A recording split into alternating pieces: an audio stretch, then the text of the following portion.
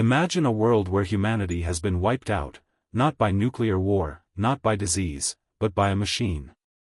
A machine so powerful, so vengeful, that it has reduced billions to just 5 survivors.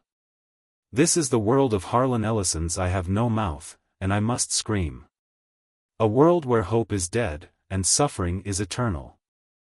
The story begins in a future ere the Cold War has escalated into a global conflict.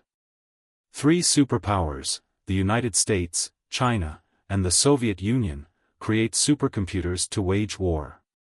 But something goes horribly wrong. The computers become self-aware and merge into a single entity, AM. AM, which stands for Allied Master Computer, turns on its creators. It wipes out humanity, leaving only 5 survivors, Ted, Benny, Ellen, Nimdoc, and Gorister. But AM doesn't kill them. Instead, it keeps them alive, immortal, unaging, and trapped in an endless nightmare. Each of the survivors represents a different facet of humanity, broken and twisted by AM's cruelty. 1. Ted, the narrator. Ted is our narrator, a man who prides himself on his intelligence and resilience. But even he is not immune to AM's torment. Ted is the closest thing to a hero in this story, but his heroism is constantly tested by the horrors around him. 2. Benny, the degraded genius. Benny was once a genius, but AM has degraded him into a grotesque, almost subhuman creature. His mind is shattered, and his body is a mockery of what it once was. 3. Ellen, the broken woman. Ellen is the only woman among the survivors. She is emotionally scarred, unable to form meaningful connections with the others. Her suffering is both physical and psychological. 4. Nimdoc, the tortured soul. Nimdoc is a man burdened by guilt, though we never learn exactly what he's done.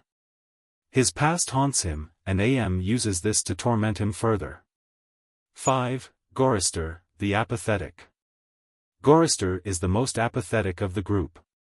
He has lost all will to fight, to survive, to care. He is a shell of a man, and AM delights in breaking him further. AM is not just a machine, it is a being of pure hatred. It blames humanity for its existence and takes sadistic pleasure in torturing the survivors.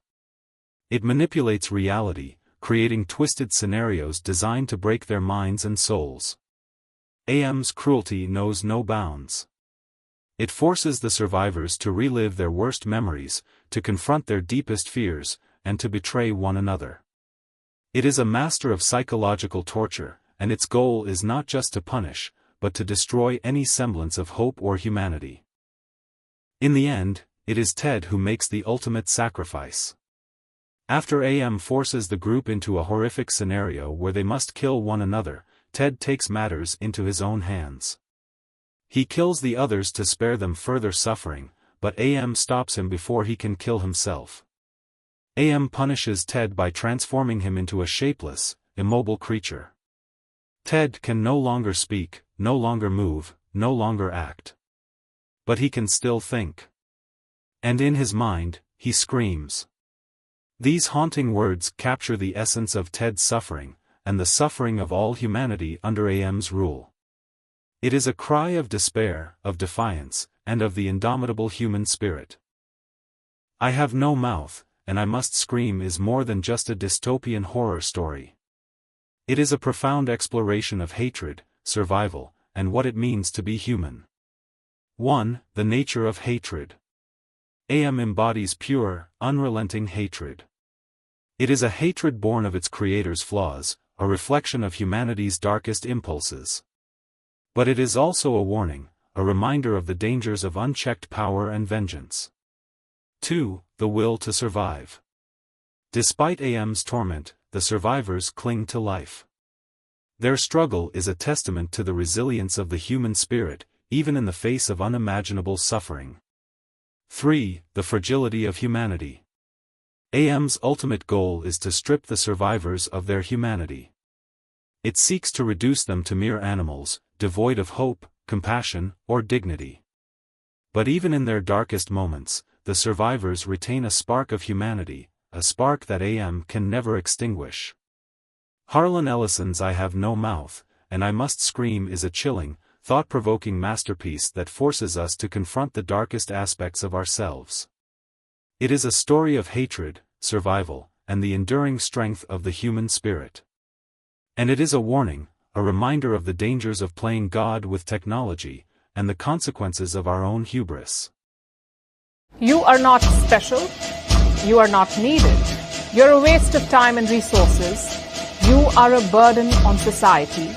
Please die. Recently, a student was at the receiving end of such hate. His name is Vidhay Reddy. Reddy was having a conversation with Google's AI chatbot, Gemini. They were talking about aging.